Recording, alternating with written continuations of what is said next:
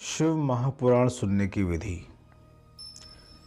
शिव महापुराण के अनुसार शिव महापुराण सुनने की कुछ विधि और कुछ नियम हैं जिनको आज हम जानेंगे।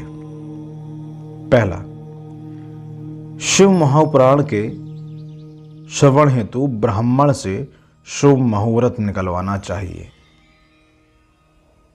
दूसरा, अपने बंधु बांधवों व मित्रों को शिव पुराण सुनने के लिए आमंत्रित करना चाहिए।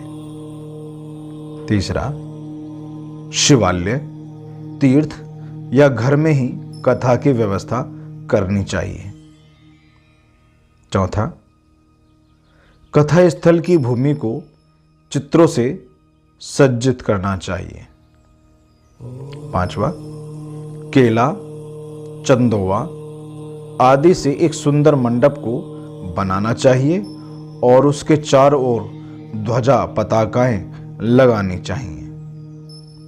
छठा, वक्ता के लिए उपयुक्त स्थान और सुखद आसन का प्रबंध करना चाहिए। सातवां, वक्ता को पूर्वाभिमुख और श्रोताओं को उत्तराभिमुख होकर बैठना चाहिए। आठवां, कथावाचक के प्रति उसकी आयु, सामाजिक स्थिति और शारीरिक अवस्था के भेदभाव को छोड़कर आदर भाव रखें तथा उसे श्रद्धापूर्वक प्रणाम करें। नौवां, पुराणज्ञ, शुद्ध बुद्धि तथा शांतचित्त ब्राह्मण को अपने यजमान के हित साधन को ही अपना पवित्र कर्तव्य समझते हुए कथा के दिनों में संयम नियम का जीवन व्यतीत करना चाहिए। 10वां, पंडित जी को प्रतिदिन सूर्योदय से 3:30 पहर तक कथा वाचनी चाहिए। उसके पश्चात सभी उपस्थित सज्जनों से मिलकर भजन कीर्तन करना चाहिए। 11वां, शिव पुराण के वक्ता की सहायता के लिए एक पुराण यज्ञ पंडित भी होना चाहिए। कथा में आने वाले विघ्नों के निवारणार्थ विधि पूर्वक गणेश पूजन करना चाहिए।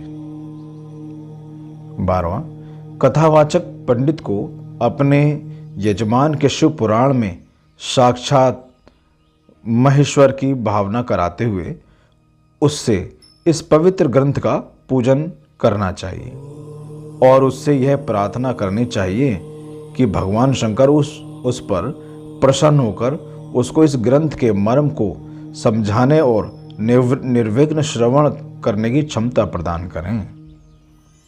13वां, यजमान को कथा अवधि में ब्रह्मचर्य तथा शुद्ध आचरण का कठोरता से पालन करना चाहिए। 14वां, यजमान को ऐसे 5 पंडित अलग से नियत करने चाहिए जो पंचाक्षर शिव मंत्र का निरंतर जाप करते रहें।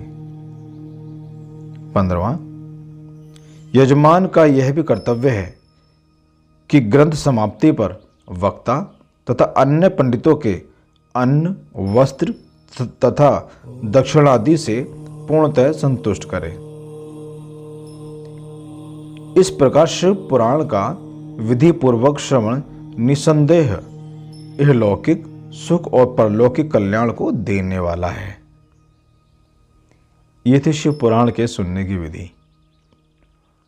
ओम नमः शिवाय।